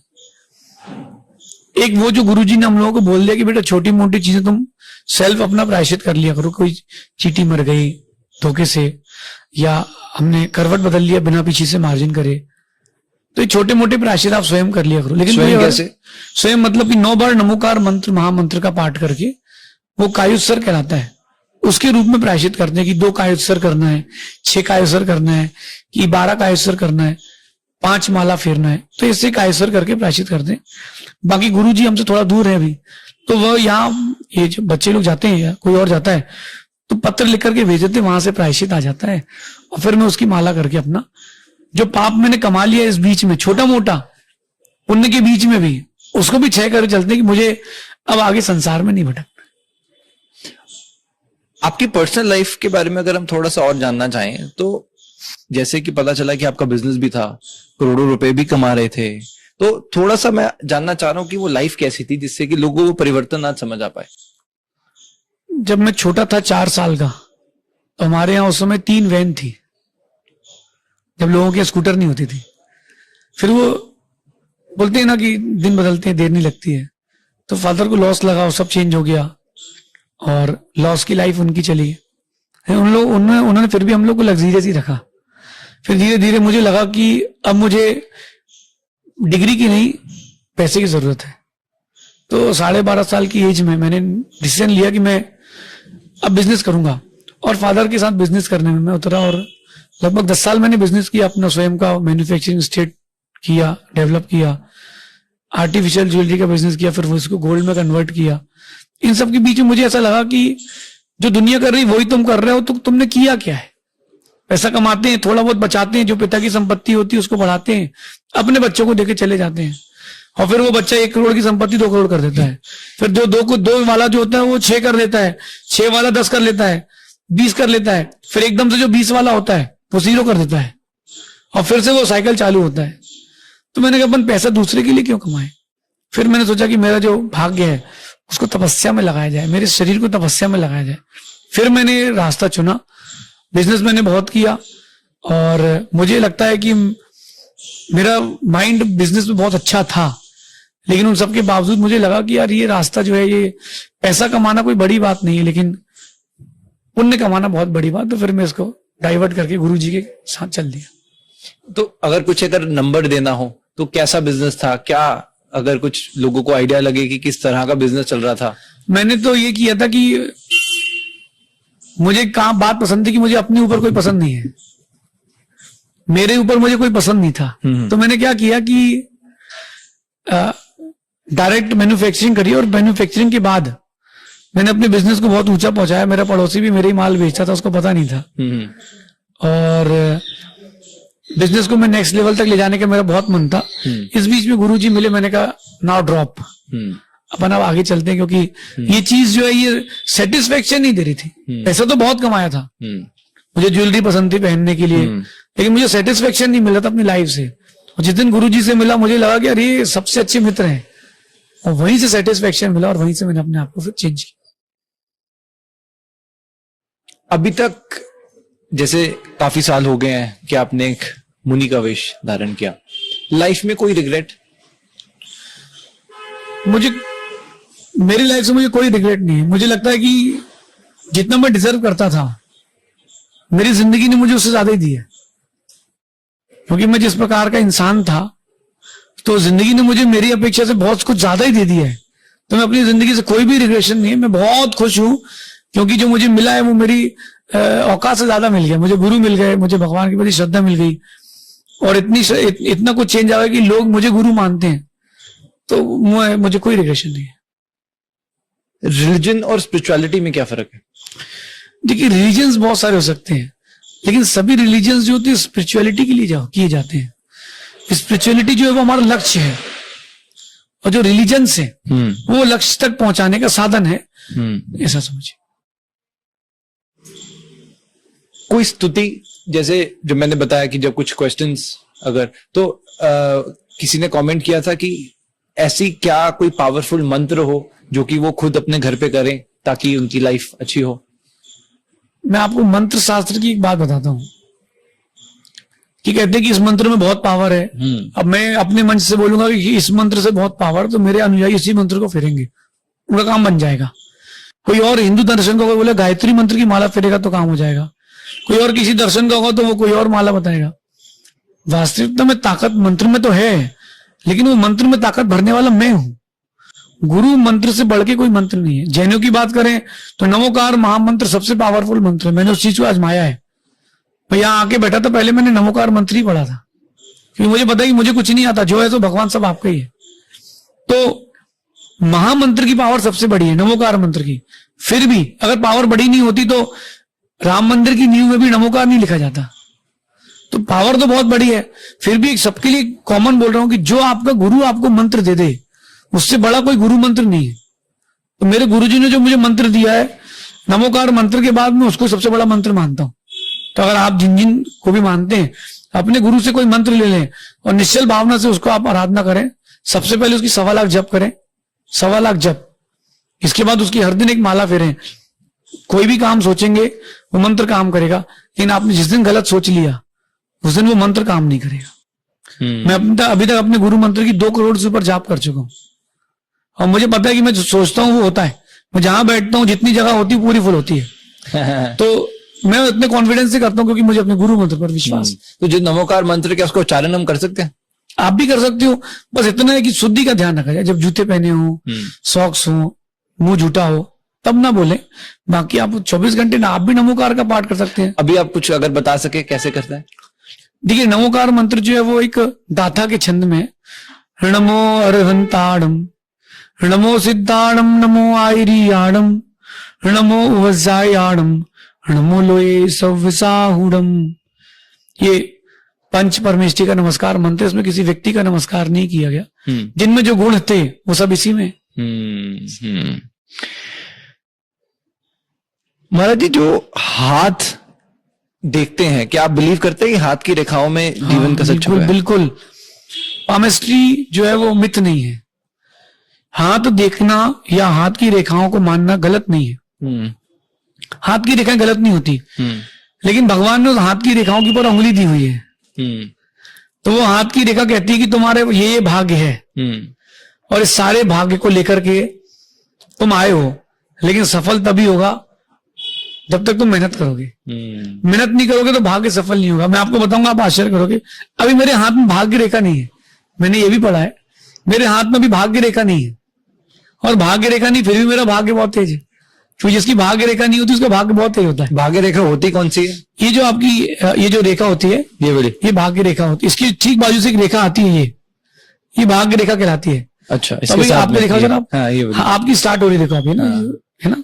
और जिस दिन ये आपके यहाँ से खलाई से लेकर के मध्यमा उंगली तक टच कर जाती है, उस दिन आपका राजयोग चालू हो जाएगा। अच्छा। लेकिन वो तभी होगा जब अपन मेहनत करेंगे। हाँ। तो ये जो अपन ने पूर्व में कर्म किए थे, हाँ। उसको बताने का बोर्ड है हाँ। कि तुम ये सब कर सकते हो, हाँ। तुम्हारे में कैपेबिलिटी है। लेकिन कहोगी तब जब तुम मेहनत करेगा। एक व्यक्ति ने मुझसे बोला कि मैं कौन सा बिजनेस कर सकता हूँ। हाँ।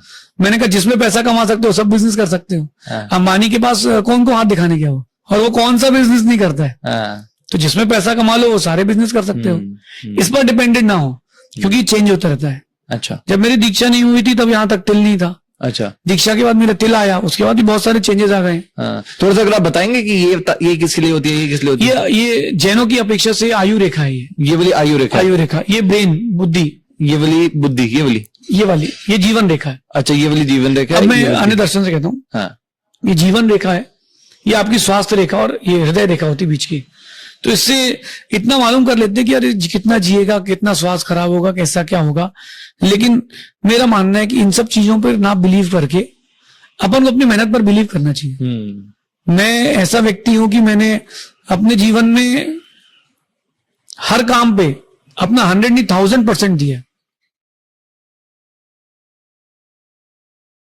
और वो 1000% देने के बाद मुझे रिजल्ट भी 1000% ही मिला है। तो मेहनत पर बिलीव करता हूं मैं। मुझे पता है कि जैसे इस रेखा की बात की है तो मेरा शनि कमजोर है, तो मुझे कोई भी चीज एक बार में नहीं मिलेगी, और हर काम में कोई ना कोई विघ्न आएगा। अभी आपने सुन लिया है तो कोई ना कोई विघ्न आएगा ही आएगा। तो मैं रेडी रहता हूं, मुझे पता है कि सब चलता रहेगा, ये बैक फायर से चल रहेगा। लेकिन मैं जब जितनी मेहनत करता हूं उतना मुझे हाइट मिलती। तो महाराज जी, हमारी ऑडियंस के कुछ क्वेश्चन हैं। किसी ने एक सवाल पूछा कि क्या जो मोक्ष है सिर्फ जो मंक हैं या जिन्होंने त्याग किया है, तपस्या कर रहे हैं, जो मुनि हैं, उन्हीं को मिलेगा? अगर नहीं तो जो इंसान अपने घर में है, गृहस्थी जी रहे हैं, उनको मोक्ष की प्राप्ति कैसे हो सकती है? कुछ पाना है तो कुछ खोना पड़ेगा। 100 रुपए लेकर के जाओगे तो आप 100 रुपए की सब्जी ला पाओगे, 1000 रुपए की नहीं मिलेगी। घर पे रहते हो, इतनी सारी सुविधाएं चाहिए, सब चीजें चाहिए, और बहुत सारी प्रॉब्लम्स रहती है, तो माइंड फ्री नहीं रहता। तो अगर आप घर पर रहेंगे तो उतनी सारी चीजें अवेलेबल नहीं हो पाएंगी। इसलिए बिना मॉन्क बने कोई मुनि बने मोक्ष नहीं जा सकता। जितनी चीजें कम रहेंगी दौड़ने में उतनी आसानी रहेगी। तो घर पर रहने वाला व्यक्ति को तो मोक्ष नहीं मिल पाएगा। हाँ, वो क्रम है, साइकिल है, वो धीरे धीरे डाइवर्ट होकर के जब मॉन्क बनेगा तो फिर वो मुनि बन करके मोक्ष जा सकता है। तो इन शॉर्ट आप ये कह रहे हैं कि मुनि बनना ही पड़ेगा? बिल्कुल बनना ही पड़ेगा।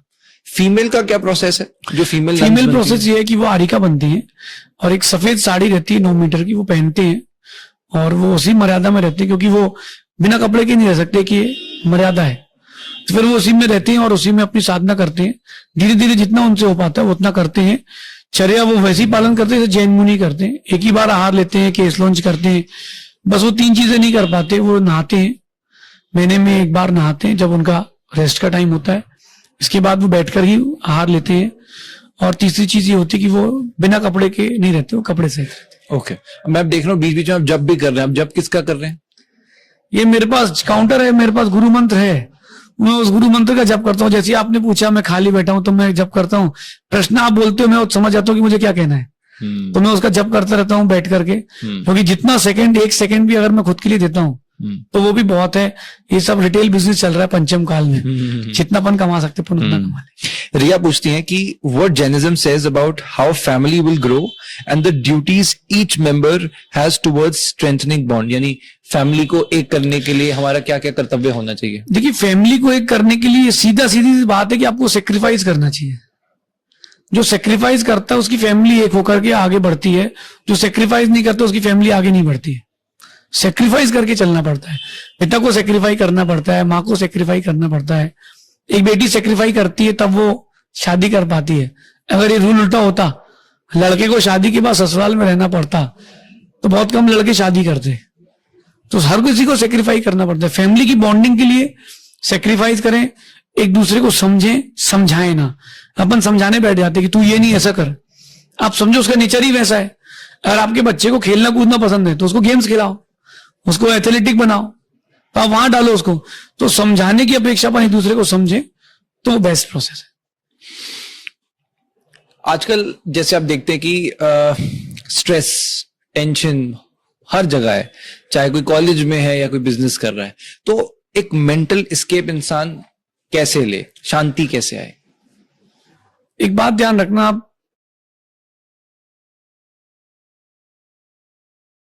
शांति की निमित्त हर जगह नहीं है, टेंशन की निमित्त जो रीजन है वो हर जगह है।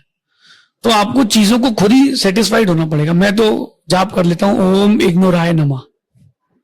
मैंने एक बुक लिखी है ओम इग्नोराय नमः, एक बुक और लिखी है घोर इग्नोराय नमः, अभी एक और लिख रहा हूं घनघोर इग्नोराय नमः, फिर इसके बाद एक बुक लिखूंगा मैं डिलीटाय नमः।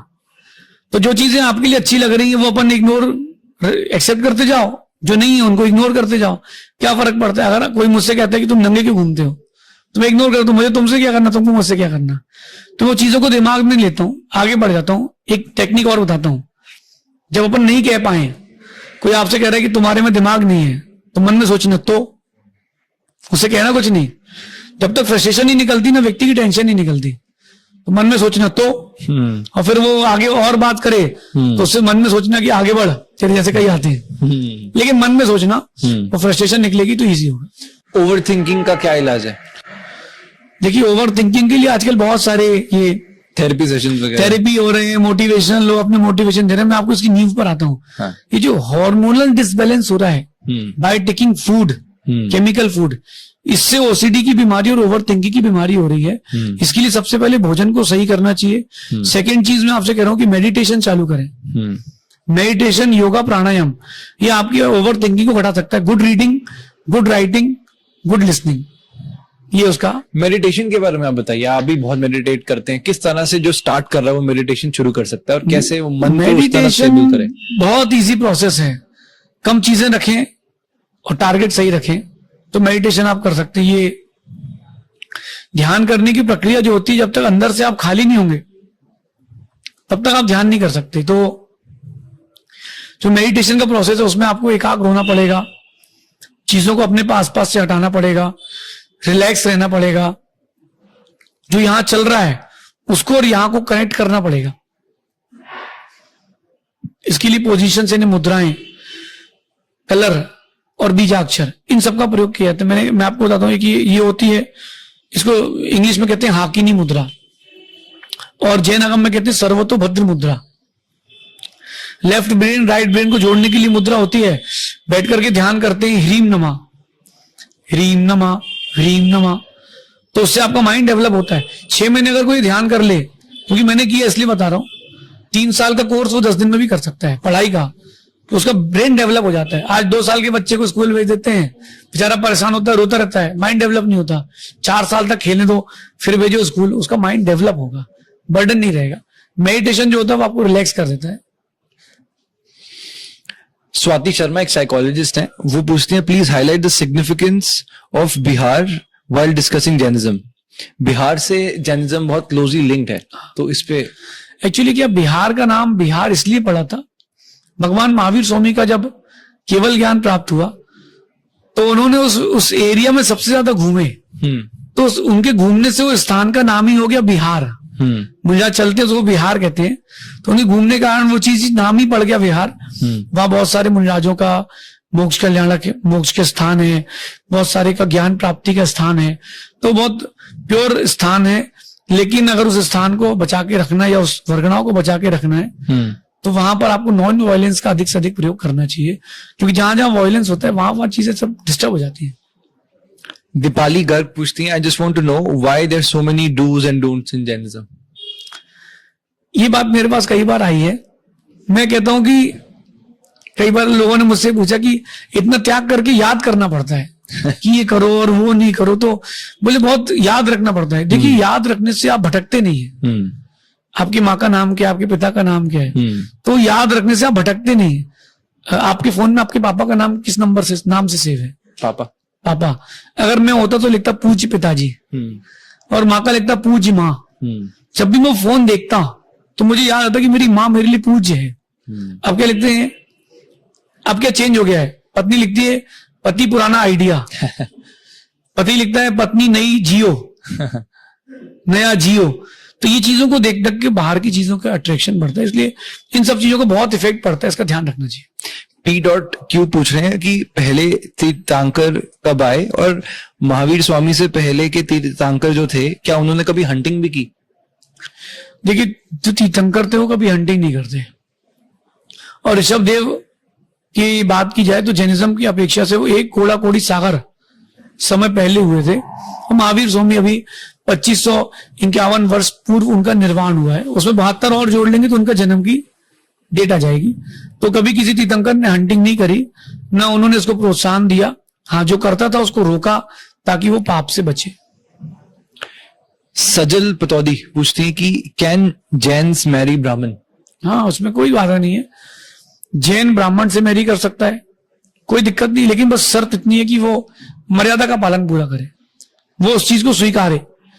गौतम स्वामी, हमारे गणधर गौतम स्वामी ब्राह्मण थे, बहुत सारे आचार्य हमारे ब्राह्मण थे, इसमें कोई बाधा नहीं। नेमिनाथ भगवान यदुवंशी थे, तो कास्ट से कुछ नहीं है, बात वहां पर एक्सेप्टेंस से है। अगर आपने उस दर्शन को स्वीकारा है, उनकी बात स्वीकारी है, तो कोई बात ही नहीं है। यहाँ कोई धर्म परिवर्तन की बात भी नहीं है। हमारा कहना है कि मर्यादा, उस मर्यादा का आप भी ध्यान रखें, उस मर्यादा का हम भी ध्यान रखें, क्योंकि धर्म है। आप चाय पीते पीते मंदिर में नहीं जा सकते, ये मर्यादा है। आपकी माँ आपके लिए माँ है, बहन बहन है, पत्नी पत्नी है। आप पत्नी को बहन की दृष्टि से नहीं देखते, बहन को माँ की दृष्टि से नहीं देखते, बहन को पत्नी की दृष्टि से देखते। ये एक भारतीय सभ्यता की मर्यादा है, हर दर्शन की मर्यादा है। तो अगर ब्राह्मण कोई मैरी करना चाहता है जैनिज्म में तो कोई मना नहीं है, लेकिन उसको उसकी जो मर्यादाएं हैं, जो नियम कायदे हैं, वो स्वीकारना पड़ेगा। शादी के बारे में आपका क्या कहना है? आजकल आप देखते हैं कि आप दिल्ली बॉम्बे में जाएंगे तो सबको होता है अभी सही लाइफ पार्टनर नहीं मिल रहा, और आप देखेंगे एस्ट्रोलॉजिस्ट के पास भीड़ सबसे ज्यादा इसी सवाल पे है कि जी मेरे बच्चे की शादी नहीं हो रही। एक मत है कि शादी ही नहीं करनी, और दूसरा है कि कोई सही इंसान नहीं मिलता। मैं एक बात कहता हूं कि शादी तो जी का जंजाल है, विवाह इज इक्वल्स टू विवाद। ये मैं क्यों कह रहा हूं? क्योंकि व्यक्ति की आजादी छिन जाती है। जो आजकल बोल रहे हैं ना कि मैरिड लाइफ अच्छी नहीं है, शादी मत करो, ये लॉयल नहीं है अपनी पत्नी के साथ या अपने पति के साथ। उसने पहले ही सब चीजें कर चुका है, वो इतनी बार बाजार में जाकर के या किसी और से दोस्ती यारी करके, अफेयर्स रख करके अपने आप को खत्म कर चुका है। भगवान कहते तूने लॉयल रहा नहीं किसी के साथ, तुझे लॉयल्टी कैसे मिलेगी? एक चीज। दूसरी चीज, शादी करना बड़ा संकलिष्ट का कारण मैं नहीं कि इसलिए बता रहा हूं, बहुत विकल्प आ जाते हैं। ऐसा नहीं कि दुखी होता है व्यक्ति, कोई दुख वाली बात नहीं, पत्नी अच्छी, बच्चे अच्छे हैं, लेकिन एक बर्डन है। जो वो धर्म करना चाहता है वो कर नहीं पाएगा, वो जो अपनी लाइफ को अपने तरीके जीना चाहता है वो जी नहीं पाएगा। किसी एक अच्छे हास्य कवि ने एक बात कही है कि भगवान हर किसी को खुशी नहीं भेज सकता, इसलिए उसने घर घर माँ बनाई है, और हर घर में दुख नहीं भेज सकता, इसलिए पत्नी बनाई है। तो ये तो एक फिलॉसफी हो गई। अब जो शादी के बंधन में आ ही रहे हैं तो उनको कैसा, आप उनको क्या उपदेश देना चाहेंगे? अगर आप आ रहे हैं तो मेरा कहना है कि लॉयल रहें। पहली चीज, एक दूसरे के प्रति लॉयल रहें, एक दूसरे के लिए सेक्रीफाइस करते रहें, और सबसे ज्यादा स्थान अपने माता पिता को दें। बेटी जिसकी शादी हुई है वो सास ससुर को माता पिता माने, क्योंकि तुम्हारे भाई की भी किसी से शादी होगी तो वो भी माता पिता ही मानेगी, तो बहुत इजी हो जाएगा। और अंडरस्टैंडिंग्स बहुत अच्छी होना चाहिए, किसी भी चीज को लेकर के तुरंत हाइपर नहीं होना चाहिए, और निर्णय अभी होना चाहिए। कोई बात हो गई तो वो अभी हो, तुम्हारी माँ ने ऐसा कह दिया, तुम्हारी पत्नी ने ऐसा कह दिया, अभी हो, नहीं, थोड़ा मौका देते हैं, रिलैक्स होने दे, बोले अपन इस बारे में कल बात करते हैं, और इग्नोर करते जाएंगे तो गाड़ी चलती जाएगी। मीत पूछते हैं कि जैनिज्म में ऐसा क्या है कि इतने अमीर लोग के बच्चे संन्यास धर्म का पालन करते हैं, जो अमीर लोग होते हैं वो छोड़ देते हैं, तो क्या जैनिज्म अमीर लोगों का धर्म है? ऐसा नहीं है, हर पैसे वाला वैरागी होता हो जरूरी नहीं है, लेकिन जो जिसके पास जो चीज जितनी ज्यादा होती है वो उससे उतना बोर हो जाता है। आप देखना कि मिठाई की दुकान वाले को मिठाई ज्यादा पसंद नहीं होती, कपड़े की दुकान हो किसी की तो उसको ज्यादा कपड़े वाले ठीक है यार कोई भी पहन लो। तो ये चीज है, अगर अपन जैनिज्म की बात करें तो वो चीजों को देख देख के वो बोर हो जाता है, उसको लगता है कि यार ये बहुत सेकेंडरी लाइफ के लिए। तो मुझे भी ऐसे ही लगा कि इसमें ज्यादा कुछ है ही नहीं, पैसा जो है वो जीवन में सेकेंडरी है, प्राइमरी तो अपने लिए अपन खुद ही है, ऐसा है। Need to know the various duties we as a human should perform to be better according to Jainism. देखिए एकदम सिंपल कॉन्सेप्ट है, खुश रहें और दूसरों को भी खुश रखें, इसमें सब कुछ आ जाएगा। ना स्वयं दुखी हो ना किसी को दुखी रखें, इतने में सब कुछ आ जाएगा। अगर आप जितना खुश रहते हैं और आपके निमित्त से जितने लोग खुश रहते हैं, वो सबसे बेटर बेस्ट चीज है। भगवान के बंदे हो आप, आपकी भाषा में कहता हूं, तो भगवान के कुछ गुण तो लाओ। जय श्री राम अगर मुंह में गुटखा खा के कोई कह रहा है तो मैं नहीं मानता कि राम का भक्त है, राम ने गुटखा नहीं खाया था। आप जो आपका सोर्स ऑफ इनकम है या आपका फाउंडेशन है, इसमें आप इनकम करके बच्चों को पढ़ाते हो, आपको बहुत अच्छा लगता है, बस यही जिंदगी है आपके लिए। भगवान को मानो, भगवान की मानो, और एक काम वो करते हो जो तुमको सबसे ज्यादा खुशी देता हो, धर्म का हो, इतने में आपकी लाइफ पूरी हो जाएगी। पूरे अगर दिन की हम बात करें जैनिज्म के हिसाब से ऐसे कौन से बड़े पाप हैं जिनका लोगों को ध्यान रखना चाहिए? सबसे पहली बात है कि जो अपन स्नान करते नहाते हैं, पानी का वेस्टेज, सबसे पहली बात ध्यान रखना चाहिए। पानी का वेस्टेज बहुत करते हैं, पानी छानते नहीं है, दिन भर लगे हैं, पानी बहा ही रहे हैं, तो सबसे पहले पानी को बचाएं। दूसरा, भोजन, आप जितना फूड मैनेजमेंट रखेंगे उतना आपकी लाइफ के लिए अधिक लक और उतना अधिक पुण्य बढ़ेगा। मैं आपके लिए पर्सनली कहता हूं कि अगर आप चाहते हो कि हर किसी को दो चीजों की इच्छा है, एक नेम और एक फेम, अगर दो चीजें भी चाहते हो, जिस दिन आप रात को खाना बंद कर दोगे, रात को यानी सूर्य अस्त के बाद नहीं, चाहे 6 बजे होता हो चाहे 7 बजे होता हो, मौसम के हिसाब से, उस दिन से आप देखना आपका माइंडसेट और आपका लक बहुत ऊंचा जाएगा। तो रात को भोजन नहीं करना चाहिए, इससे बहुत ज्यादा हानि होती है। रात को भोजन करते हो सब स्टोर होता है, मन में विकार आते हैं, फिर व्यक्ति कहीं वहीं यहां वहां जाता है, बहुत सारी चीजें डिस्टर्ब होती है। रात्रि भोजन से बच के रहना चाहिए, सबसे मेन बात है। और नॉनवेज ये नहीं खाना चाहिए। नॉनवेज का कुछ अगर थोड़ा बोलना चाहें? देखिए दूसरे के मार करके तुमको क्या खुशी मिलेगी? कल मेरे पास कल एक मेरे पास बच्चा आया था, वो बोला मैं आपको बहुत फॉलो करता हूँ, तो उसके साथ में जो आया था उसने कहा ये नॉनवेज खाता है। तो मैंने कहा तुम फिर मुझको फॉलो नहीं करते बेटा, ये तुम्हारा पेट है, इट इज नॉट कब्रिस्तान, ये कोई शमशान घाट नहीं कि यहाँ तुम आहुति देते हो जानवरों की। अगर तुमको नॉनवेज का टेस्ट अच्छा लगता है, खाना अच्छा लगता है, तो कभी अपना हाथ काट के बना के खाओ, कैसा लगेगा देखते हैं। एक अगरबत्ती लेना, जो भी नॉनवेज खाता हूं मेरा उनसे कहना, एक अगरबत्ती लेना, अपने हाथ में लगाना और निकालना, देखना कितने घंटे तक जलता है। जब अगरबत्ती का टच किया वो जलता है, तो उसको तो बॉयलर जैसे डाल दिया, उबाल दिया, उसको कितनी दर्द होता होगा, कितनी पीड़ा होती होगी। तो जो आप करोगे वो आपको मिलेगा, जो तुमने दर्द दिया है वो जल्दी तुमको जरूर मिलेगा। इसलिए नॉनवेज हेल्थ के लिए, लाइफ के लिए हार्मफुल ही है।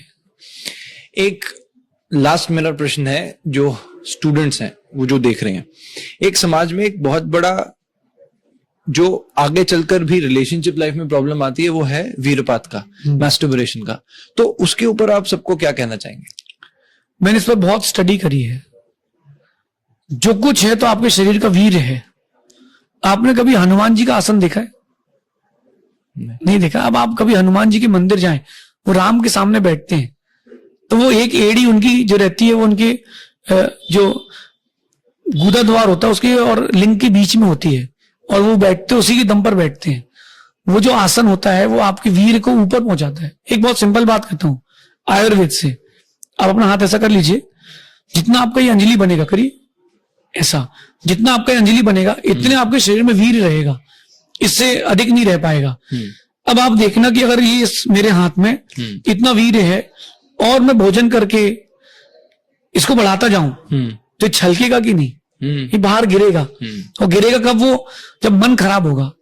तो अपने शरीर का जो वीर है उसको ओज बनाना चाहिए, शीर्षासन लगाना चाहिए, मेडिटेशन करना चाहिए, जो आपने भोजन लिया उसको पूरा पचाना चाहिए, आसन करना चाहिए। इनसे आपका पूरा वीर जो होता है वो ओज में बदलता है और वो ऊर्ध्वगमन करता है। ऊर्ध्वगमन करता तो ऐसे भाव नहीं आते। जब अपन उपयोग ले जाते हैं, चीजों को देखते हैं, तब मन डाइवर्ट हो जाता है। उपयोग को भी बदलना पड़ेगा। एक आचार्य भगवान बहुत अच्छी बात लिखते हैं कि शेर साल में हर दिन मांस खाता है, लेकिन वो जो मैथुन करता है, संभोग करता है, साल में एक बार ही करता है। लेकिन कबूतर मिट्टी खाता है और दिन भर गुटर गुटर करता है। तो भोजन और आपके भाव दोनों इसके लिए बहुत इफेक्टिव है। तो वीर बहुत सबसे कीमती चीज है जो ये हस्त मैथुन करते हैं। इनसे मेरा कहना है कि कमजोरी आएगी और कुछ नहीं आएगा, बुद्धि भ्रष्ट होगी, कुछ नहीं होगा।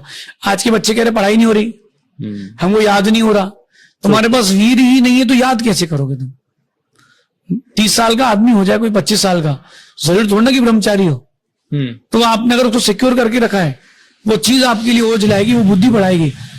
पहले ये होता था कि पढ़ाई तक ब्रह्मचर्य व्रत रखते थे, अखंड चोटी रखते थे और अखंड ब्रह्मचर्य रखते थे। उससे क्या, शादी के पहले तक और बल्कि, तो उससे क्या होता था कि शरीर में शक्ति रहती थी।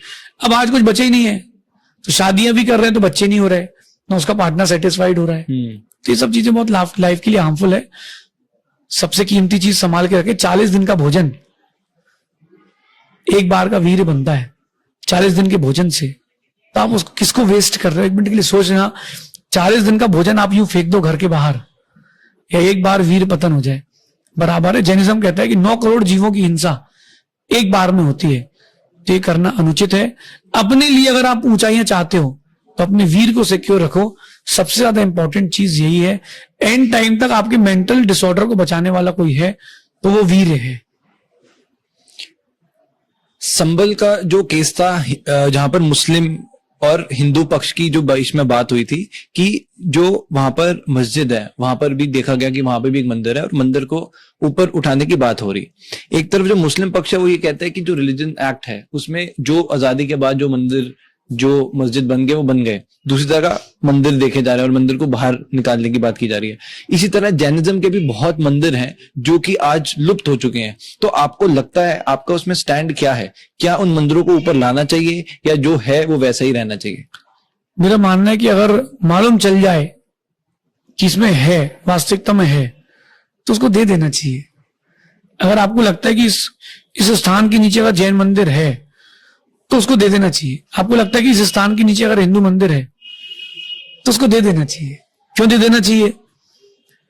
कि उसकी चीज है। अगर नहीं मालूम चला जबरदस्ती तोड़े ना, लेकिन अपन को एग्जैक्टली मालूम चल गया कि है तो देना चाहिए। जो जिसका है वो उसका हकदार है। अब उसमें लिखा है कि कुतुब मीनार को तोड़ करके 27 मंदिरों को तोड़ करके कुतुब मीनार बनाया गया। 27 मंदिरों को तोड़ करके कुतुब मीनार बनाया है। अगर हम आज 27 कोई और आयतन किसी के तोड़ देते हैं और एक जैन मंदिर बना लेते हैं तो झगड़ा होगा कि नहीं? ठीक है, उस समय आपका शासन था, बहुत अच्छी बात थी, लेकिन मेरा कहना है कि अगर मालूम चलता है कि चीज इसकी है तो उसको दे देना चाहिए। हाँ, अगर नहीं मालूम चलता तो अनवांटेडली सब चीजों को खुदाई करके अराजकता नहीं पैदा करना चाहिए। राजनीति बहुत जल्दी हो जाती है। तो कुतुब मीनार की जगह आपके हिसाब से अभी जैन मंदिर आना चाहिए बाहर? हाँ बिल्कुल। अगर जब बात सामने आ ही चुकी है और वो स्वयं लिखे अपने उस पर मीनार पर ही, और अपन को वहां पर जैन मंदिर की जैन मूर्तियों का अवशेष मिलती हैं, तो मेरा मानना है कि कम से कम उसकी एक बार वहां का देखना चाहिए। पुराना मॉन्यूमेंट है, इस चक्कर में हम किसी की श्रद्धा को ठेस नहीं पहुंचा सकते। अगर वो हमको नहीं देना चाहते हैं तो भी मेरा कहना है कि कम से कम कहीं और निकलता है तो मना ना करें, सौहार्द बना रहे। मैं ये नहीं कहता कि इस कास्ट को इंडिया से बाहर निकाल दो, कि उस कास्ट को इंडिया भर दो। वो हमसे किसी ने मुझसे पूछा था कि आपका हिंदू राष्ट्र के मुद्दे पर क्या कहना है। मैंने कहा मैं तो अहिंसक राष्ट्र के फेवर में हूं, ना हिंदू राष्ट्र ना जैन राष्ट्र। आप अहिंसक रहें। राम ने कभी शराब नहीं बांटी, राम ने कभी सिगरेट नहीं पी, गुटखा नहीं खाया, कभी मांस नहीं खाया। तो राम को मानते हैं अगर अपन शासक, तो उनको राम की भी मानना चाहिए। आप राम जी और कृष्ण जी में मानते हैं? बिल्कुल, मैं बिलीव करता हूँ, क्योंकि हम व्यक्ति को नहीं, उनके गुणों को मानते हैं। हम राम को मानते हैं लेकिन धनुष बाण वाले राम को नहीं मानते। वो जो वैराग्य की ओर जा चुके हैं और सब चीज छोड़ चुके हैं, मैं उनको मानता हूं। मेरे माता पिता कपड़े पहनते हैं, मैं उनको नहीं मानता हूं। जिस दिन वो दीक्षा ले लेंगे, संयम ले लेंगे, मैं उनको मानूंगा, क्योंकि व्यक्ति की पूजा नहीं, पूजा गुणों की। महाराज जी, बहुत अच्छा पॉडकास्ट रहा। मैंने कई पॉडकास्ट में और कई जगह देखा कि आप स्तुति भी बहुत अच्छी करते हैं, तो अगर अंत में कोई स्तुति के साथ अगर हम अंत कर सके तो बहुत आनंद आएगा। वैसे मैं प्रवचनकार हूं और राइटर भी हूं, लेकिन सिंगर नहीं हूं। आपने बोला तो एक लाइन बोलता हूं कि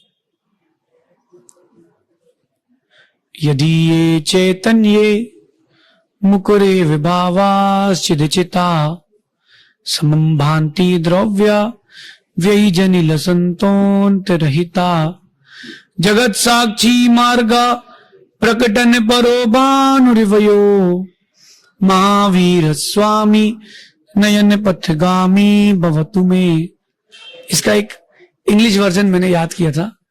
इन omni sense mirror object resembles at once associated with generation exhaust permanence, who indicates us the path of salvation like a sun, such a Lord Mahavira resides always in my eyes. बहुत सुंदर, thank you so much. जिस तरह से इतने हर एक सवाल का आपने, और आई रियली अप्रिशिएट कि हर एक सवाल में आपने पहले नहीं बताया, किसी ने मुझे नहीं बताया कि ये पूछना और ये मत पूछना, और जिस तरह से आपने जवाब दिया, थैंक यू सो मच. बहुत अच्छा लगा. मैं पहली बार मध्य प्रदेश आया, जैन टेम्पल में मैं पहली बार आया, बट इस अपॉर्चुनिटी के लिए और इस ब्यूटीफुल कॉन्वर्सेशन के लिए बहुत बहुत आपको थैंक यू. मंगल आशीर्वाद. और मेरा मानना है कि जो चीज अच्छी लगती है वो बार बार होते रहना चाहिए. जी जी जी जी, थैंक यू सो मच.